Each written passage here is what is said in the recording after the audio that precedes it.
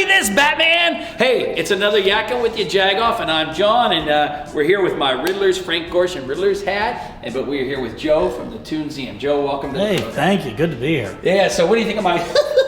Joe, what do you think of my invitation? It needs work. I mean, Frank Gorshin was a legend and an icon. He was just, people forget he was a Pittsburgher, but he's sort of the iconic Riddler. Everybody knows him as the Riddler. Yeah, I'm not quite as lanky as him either. Too much pizza. Yeah, he was quite a guy. So we are at the Toonseum, which is an incredible collection of cartoons, animations, and history about animation. I mean, how does Pittsburgh even get? It's one of three in the whole United States. It's one of three museums dedicated to cartoons in the United States. In Europe, there are many. I mean, in Belgium, Brussels alone, there's 8. Okay. So it's sort of taken a while to take hold as an art form in the United States, even though it's sort of a uniquely American art form, particularly animation. We're celebrating 100 years of animation. It's in Pittsburgh because, well, frankly, because I'm in Pittsburgh. But it really goes a little bit deeper than that. Pittsburgh is one of these cities that has a deep appreciation for popular art forms. You know, your first movie theater, your first public television station, your first radio station, your first pop musician, Stephen Foster, your first pop artist, Andy Warhol. So it's always been a city that accepts, has this blue collar ethic that says, hey, popular is still art. Joe, does this museum give you a chance to be a little kid, like you can still get the chance to play with your Teenage Mutant Ninja Turtle dolls and drawings and comic books and all that kind of stuff? Well, first let me stop you. Action figures, not dolls. Action figures, okay? I don't play with dolls. I play with action figures.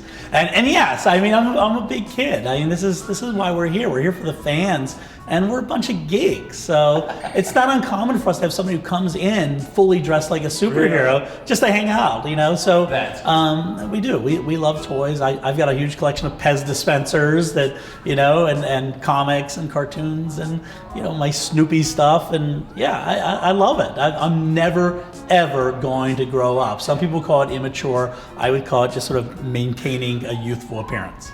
Now you draw. You tell stories. Tell us, and you talked about a maze before we started shooting. Yeah, so I was primarily known as a performance cartoonist. I illustrate stories as I tell them. Performed worldwide doing that, although Pittsburgh's certainly home. But I also created the world's largest, most difficult maze, hand-drawn maze with illustrations throughout, the Shell Games World's Most Difficult Maze for the Guinness Book of World Records. So this wall is dedicated to a Pittsburgher who had a ton of animation, right? Yeah, this is just amazing. We're in the Lou Scheimer Gallery.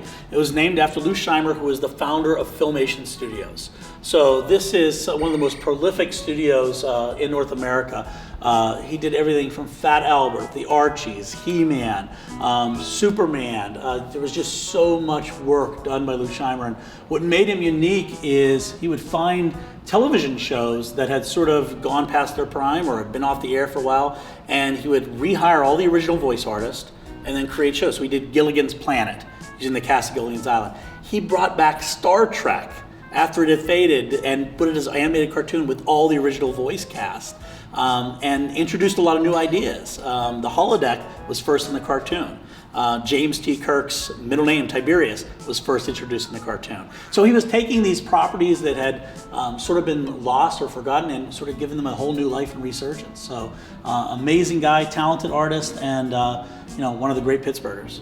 This is Gertie the Dinosaur. This is the very first animated cartoon character, celebrating 100 years this year.